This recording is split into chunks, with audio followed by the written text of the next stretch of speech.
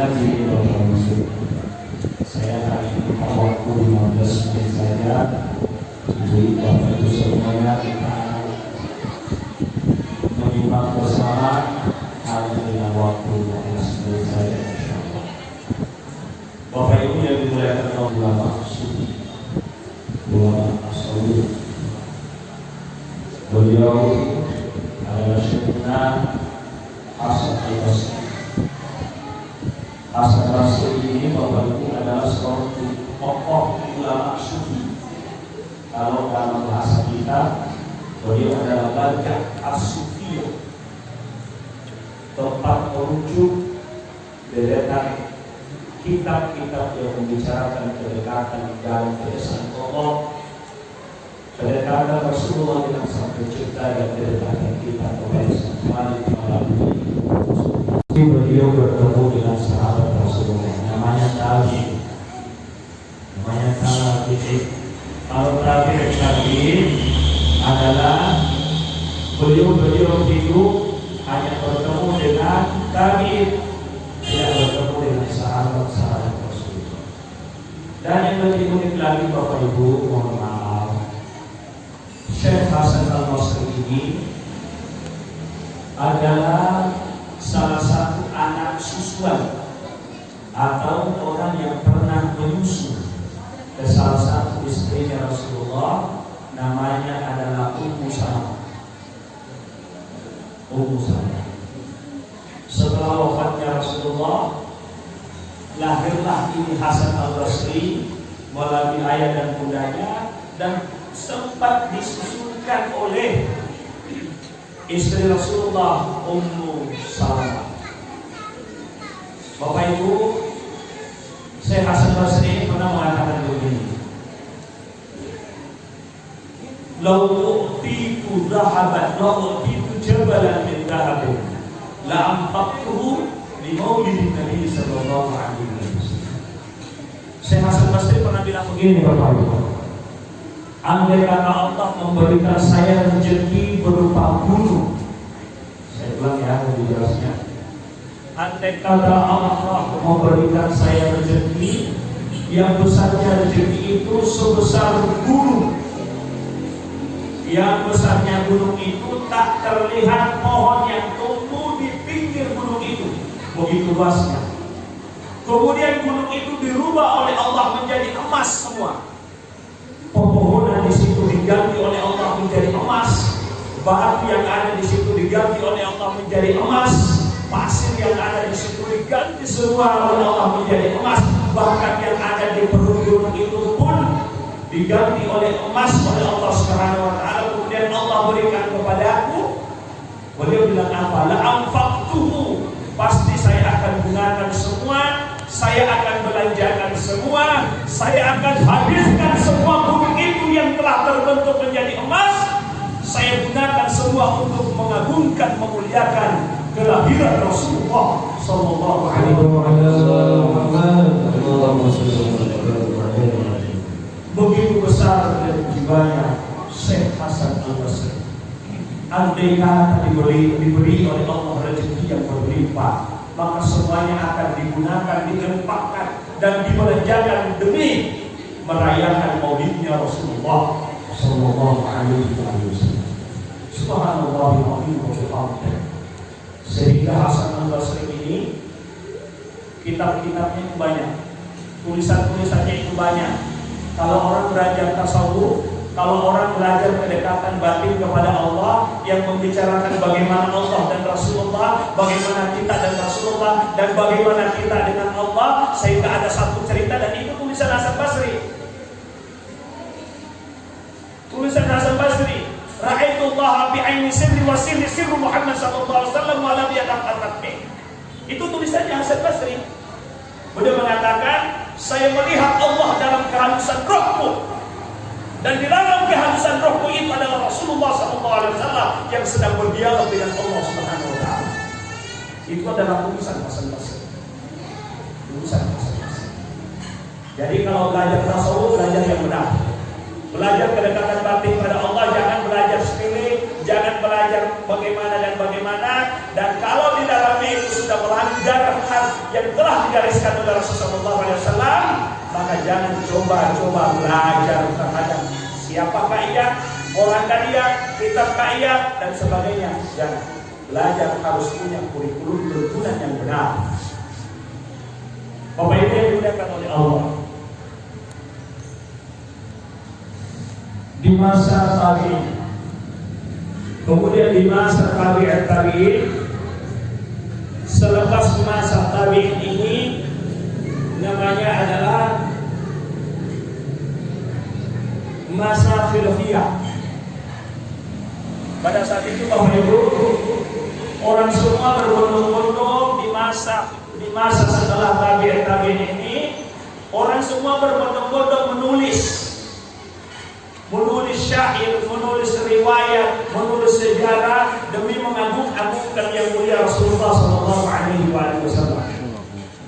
Salah satu di antara tulisan-tulisan yang mengisahkan tentang Rasulullah itu, pertama yang paling populer adalah yang ditulis oleh Al-Habib Ja'far Shadiq Al-Barzanji. Itu Al-Barzanji. Yang kedua adalah Syekh Abdul Rahman Ad-Dabai yang barusan dibaca. Dan ini semua ada dalam Barzanji itu. Semua ada dalam Barzanji itu. Sebenarnya semua ada dalam Barzanji itu. Dan yang lebih luar biasa Bapak Ibu semuanya, ternyata dalam riwayat dinyatakan pernah suatu ketika Jibril alaihissalam bersujud di hadapan Allah Subhanahu wa taala. Ini riwayat, dan ini buat riwayatnya, dan ini berupa hadis. Rasulullah yang menyampaikan, suatu ketika Jibril alaihissalam pernah bersujud di hadapan Allah. Lalu Allah mengatakan kepada Jibril, ya Jibril, irfa' ra'sak. Ya Jibril, angkat kepalamu, berhentilah engkau sujud, wahai Jibril. Tapi ternyata Jibril pada saat itu tidak mau berhenti sujud. Tidak mau berhenti sujud, tidak mau mengangkat kepala. Padahal ini yang perintah adalah Sang Pencipta alam semesta. Tapi kenapa Jibril? Padahal dalam Al-Quran disebutkan, sesungguhnya malaikat itu tidak pernah menolak apapun yang diperintahkan Allah padanya. Yang aluna malu. Malaikat tidak pernah menolak dengan apa yang diperintahkan oleh Allah untuknya. Tapi saat itu malaikat Jibril tidak mau mengangkat kepala. Tidak mau mengangkat kepala. Allah bilang lagi sama dia, ya Jibril, irfa' ra'sak, wahai Jibril, angkat kepalamu. Tapi Jibril tidak mau mengangkat kepalanya. Lalu Allah mengatakan dan bertanya kepada Jibril, ya Jibril, kenapa engkau tidak mau mengangkat kepalamu, wahai Jibril? Subhanallah, beliau mengatakan, jawab, saya tidak akan mengangkat kepalaku ini melainkan engkau telah memaafkan dosa-dosanya orang yang berselawat kepada Rasulmu yang mulia Muhammad sallallahu alaihi wa alihi wasallam. Luar biasa.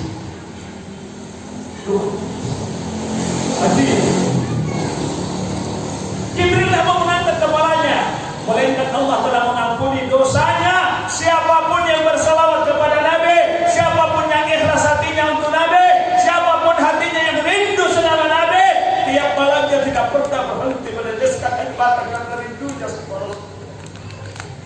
Setiap hari dia tidak pernah berhenti menangis merindukan Rasulullah SAW. Tentu kita akan bertanya, kenapa kita begitu membanggakan Rasulullah? Kenapa mesti kita meneteskan air mata meniti cinta dan kerinduan untuk Rasulullah? Tahukah kita Bapak Ibu? Mohon maaf berkali maaf. Kita tidak punya apa-apa di hadapan Allah. Kita tidak punya nama yang patut dibanggakan oleh Allah akan diri kita. Yang punya pangkat, yang punya kedudukan, yang punya identitas, dan yang dekat dengan Sang Pencipta hanyalah Allah, hanyalah Rasulullah Sallallahu Alaihi Wasallam. Kita jauh sama sekali. Saya ulangi, kita jauh sama sekali. Betapa tidak? Kita penuh dengan dosa. Kita penuh dengan dosa. Dosa menipu orang lain. Dosa menipu orang lain dengan akal-akal ilmu pengetahuan, dengan akal-akal logika, dengan tipu daya berlangsung nipu orang lain.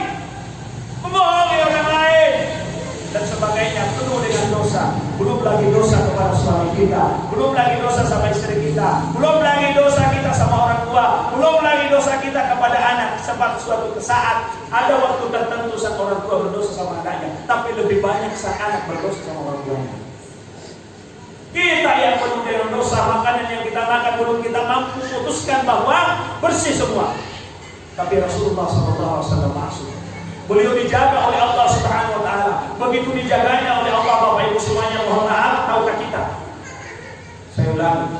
Begitu Rasulullah maksud dijaga baik-baik oleh Allah, bukan hanya masa kelahirannya dijaga oleh Allah. Bukan pada 12 Rabiul Awal itu hari Senin tahun gajah mulai dijaga oleh Allah. Tidak. Sebelum beliau lahir, belum ada Nabi Adam, belum ada Nabi Ibrahim, belum ada alam semesta, sudah dijaga oleh Allah Subhanahu Wa Taala. Rasulullah Sallallahu Alaihi Wasallam yang terdekat buat kita adalah yang dijaga oleh Allah. Tahukah kita Bapak? Namanya Rasulullah, namanya Rasulullah ini namanya Rasulullah, yakni Muhammad Sallallahu Alaihi Wasallam. Nama ini saja, Bapak Ibu saya ulangi, nama Muhammad ini saja dijaga oleh Allah. Mulai dari Nabi Adam alaihissalam sampai di masa bapaknya Rasulullah, tak seorang pun anak yang lahir yang bernama Muhammad. Tak ada. Coba periksa saja. Anaknya Nabi Adam alaihissalam tak ada yang namanya Muhammad. Anaknya Nabi Nuh tak ada yang bernama Muhammad. Anaknya Nabi Ibrahim tidak ada yang bernama Muhammad. Namanya anaknya Nabi Musa tidak ada yang bernama Muhammad. Nanti sosok teladan ini lahir, baru Allah mengatakan kepada Abdul Muttalib, wahai Abdul Muttalib, berikan nama anak putra ini, cucu ini dengan nama Muhammad Sallallahu Alaihi Wasallam. Namanya saja dijaga oleh Allah. Nama, padahal nama ini bahasa Arab, mudah untuk disebutkan, mudah untuk didapatkan, tetapi Allah menutup pemikirannya orang-orang sebelum lahirnya Rasulullah untuk memberi nama anaknya dengan nama Muhammad. Karenanya ada satu kitab, ada satu kitab ini Bapak saya ingat.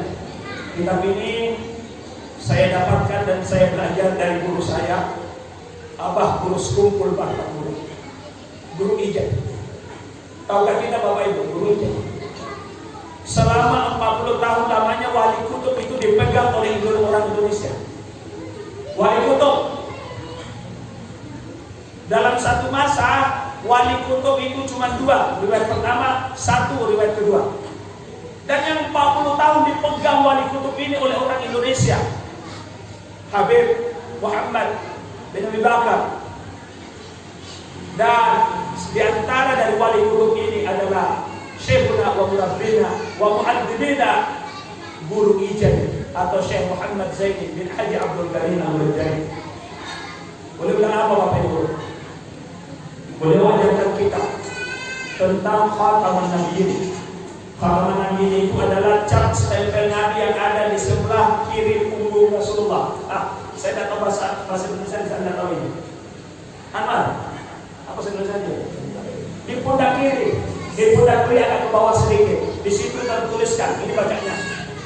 Allahu wahdahu la syarika lahu. Muhammadun abduhu wa rasuluhu.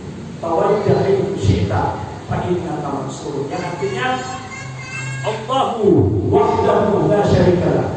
Allah adalah esa dan tidak ada syarikat di dalamnya. Muhammadun abduhu wa rasuluhu. Dan Nabi Muhammad adalah hamba Allah yang terkasih dan Rasulullah yang terpercaya. Tawajjah haitsu syi'ta, dimanapun engkau menghadap ya Rasulullah, fa innaka mansur, engkau selalu berada dalam perlindungan Allah. Bapak Ibu, kita ini menjelaskan. Man nadhara ila ismi Muhammad sallallahu alaihi wasallam. Barang siapa yang dengan hati khusyuk, saya ulang, barang siapa yang dengan hati khusyuk memandang namanya Rasulullah, memandang namanya Rasulullah yang bertuliskan Muhammad sallallahu alaihi wasallam, hatinya khusyuk, hatinya rindu, hatinya menyatu, dingin perasaannya, sejuk perasaannya, sampai dia tidak tahu lagi di mana saya, karena dia lenyap dalam sir Muhammad sallallahu alaihi wasallam, karena dia lenyap dalam rahasia sang pemilik nama itu. Kenapa? Haramallahu jasadahu ala niran. Allah mengharamkan tubuhnya disentuh oleh api neraka Allah. Subhanallah, luar biasa, luar biasa. Karena di akhir penyampaian singkat khidmah perihal baginda yang mulia Rasulullah SAW ini ada hal yang baik untuk kita lakukan bersama. Ya Allah, dosa saya begitu banyak, dosa yang saya telah tobatkan di hadapan-Mu banyak, tapi lebih banyak lagi dosa yang belum saya tobatkan kepada-Mu ya Allah, sampai hembusan nafas terakhir berpisah dari Roh-Mu ya Allah. Dan saat ini saya ulangi, Dia mengatakan saya ini, saya bisa memastikan diri-Mu ya Allah, pasti Engkau akan tempatkan saya di neraka-Mu dengan siksaan api yang menyala-nyala ya Allah. Pada saat dia berunduk menangis, saat itu dia mendengar suara, dan suara itu dari sebelah kanannya, dan suara itu dari sisi belakang sebelah kanan. Ternyata memanggil namanya, yang pada saat itu namanya adalah Hadrami. Ya Hadrami, ya Hadrami. Dia dengar suara itu dari sisi kanan belakang. Ya Hadrami. Dia menoleh dan mengatakan, kenapa kau tahu nama saya? Itu adalah nama saya di dunia. Kenapa kau tahu nama saya? Sungguh banyak orang di sini, tapi hanya aku yang kau panggil dan engkau tahu nama saya. Siapakah engkau? Yang memanggil tersebut mengatakan, Ana Habibur Rahman, saya adalah kekasih Allah, Nabiullah Muhammad sallallahu alaihi wasallam. Kemudian Al-Hadrami bertanya, lima arafta ismi, kenapa sampai kau tahu namaku ya Rasulullah? Saya ini golongan umatmu yang penuh dengan dosa, berdosa, hidup dengan dosa, berkeliman dengan dosa, tidur dengan dosa, bangun dengan dosa, dalam pekerjaannya penuh dengan dosa. Kenapa engkau mengetahui namaku ya Rasulullah? Jawaban Rasulullah singkat kepadanya mengatakan, suatu ketika engkau pernah meneteskan air mata, dan saat itu hatimu begitu tulus menyebut namaku. Karena sebutan namaku yang engkau sebut dan yang kau ingat dalam kehidupanmu adalah dirimu, maka saya saat ini pun saya mengingat dirimu. Begitu mulianya hati Rasulullah. Dan yang terakhir adalah ketika di hari kemudian yang ini Allah akan terbaik. Ketika di hari kemudian kelak, Rasulullah kita yang sedikit ikhlas ini, kalau yang diperjuangkan oleh Rasulullah kita yang kikir, punya harta benda, tidak mau bermaulid, dipinjamkan rezeki oleh Allah, tidak mau merayakan maulid. Itulah orang yang paling bakhil, orang yang paling bakhil di dunia. Karena Nabi mengatakan bakhilu, orang yang paling kikir itu mandukir itu indah walau yusadda aliyah. Barang siapa yang mendengar namaku dan dia tidak mau bersalah kepada orang yang paling kikir, maka rangkaiannya adalah orang yang tidak mau mengagungkan Rasulullah SAW. Pertanyaannya adalah, apakah sudah ada sesuatu yang kita lakukan yang bisa membanggakan hatinya Rasulullah SAW kepada kita? Tolong hari ini kita jawab masing-masing dalam hati kita. Saya ulangi pertanyaannya. Kalau Rasulullah sudah berupaya keras semaksimal mungkin dan memperjuangkan kita bukan hanya di masa hidupnya, tapi di hadapan Allah di hari kemudian, masih mengurusi kita, masih memperjuangkan kita agar Allah memasukkan kita dalam surganya, agar Allah mengampuni dosa-dosa kita, agar Allah menempatkan kita di deretan pertama mengetuk pintu surga, maka pertanyaannya adalah, sudah adakah sesuatu yang kita lakukan yang bisa membuat gembira hatinya Rasulullah Sallallahu Alaihi Wasallam? Maka jawabannya adalah kembali kepada diri saya dan kembali kepada diri kita semua. Mari berusaha, mari berupaya, apapun yang kita lakukan di dunia ini selalu atas nama Rasulullah Sallallahu Alaihi Wasallam. Sekali selalu atas namakan Rasulullah Sallallahu Alaihi Wasallam. Apapun pekerjaan halal yang kita lakukan, dari setiap usaha halal yang kita lakukan, dari rencana-rencana halal yang kita lakukan, selalu sebutkan, saya lakukan ini raditu billahi rabban wa bil islami dinan wa Muhammad sallallahu alaihi wasallam. Saya melakukan ini hanyalah untuk Rasulullah sallallahu alaihi wasallam. Mudah-mudahan ada manfaatnya. Wa ila hadratil habib Rasulullah sallallahu alaihi wasallam al-Fatihah.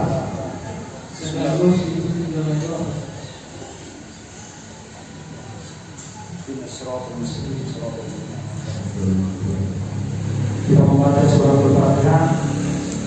Mohon maaf dan mewakili keluarga untuk almarhum bapak kami Nabi Soda beserta ibu kami almarhumah, yang semoga Allah dan saya yakin saudara saya Ebi Bapak Ian ini dan bersama ibu Haja Nadira pasti menghadiahkan pahala yang dia lakukan itu untuk orang tuanya. Amin. Saya ulangi, ini saya sudah yakin, dan itulah adalah ajaran saya ke murid-murid saya. Itu ajaran kami ke murid-murid kami, selalu atas namakan apapun yang kita lakukan, baca doa untuk kedua orang tua kita. Kita berbuat baik untuk Allah, untuk Rasulullah, dan untuk orang tua. Dan saya yakin saudara saya hari ini dan yang bilang hari ini pasti mempersembahkan dan menghadiahkan pahala demi pahala salawat kita pada hari ini untuk kedua orang tuanya. Al-Fatihah.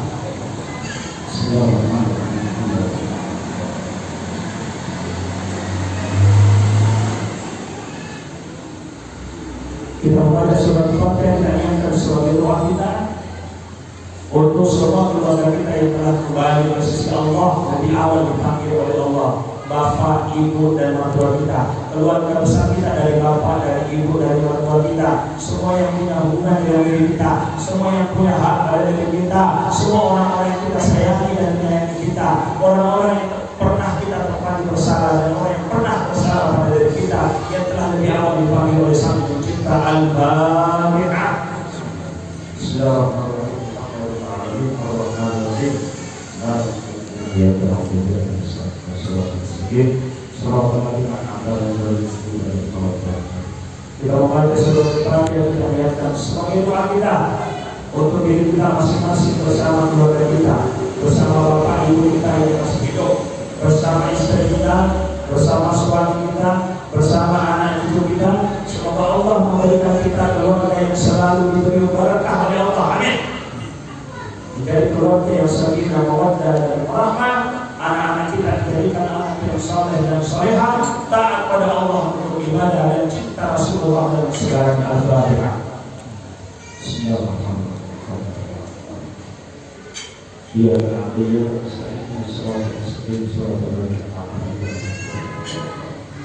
Dan pemerintah keikhlasan dan kerelaan kita semua untuk membaca surat Al-Fatihah untuk grup ini, adik kita, saudara kita Ustaz Anwar ini membimbing, membina majelis ini, semoga dipanjangkan umurnya oleh Allah. Amin. Semoga dimanapun memberikan, menyampaikan, mengucapkan, meneriakkan salawat selalu mendapat naungan cinta Rasulullah SAW. Al-Fatihah.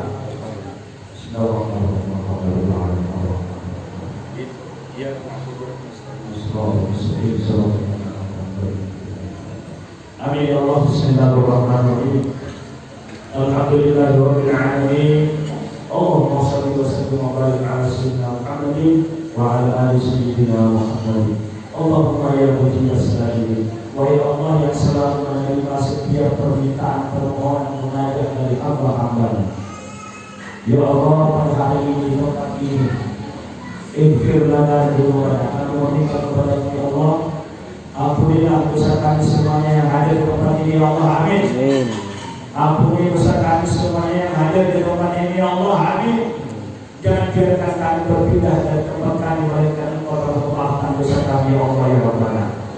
Wa walidina, kullu ya Allah, ampuni dosa kedua orang tua kami ya Allah. Ya Allah, sempurnakan pengampunan dosa atas orang tua kami ya Allah ya Rabbana. Warhamna kama rabbayana shighara.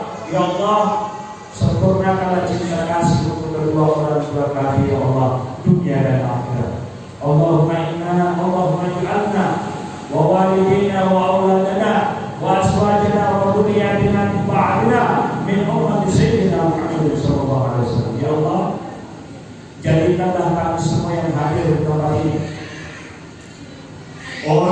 kami, istri kami, suami kami, anak-anak kami, cucu-cucu kami, generasi-generasi setelah kami. Tolong jadikanlah kami semua menjadi umatnya Rasulullah sallallahu alaihi wasallam.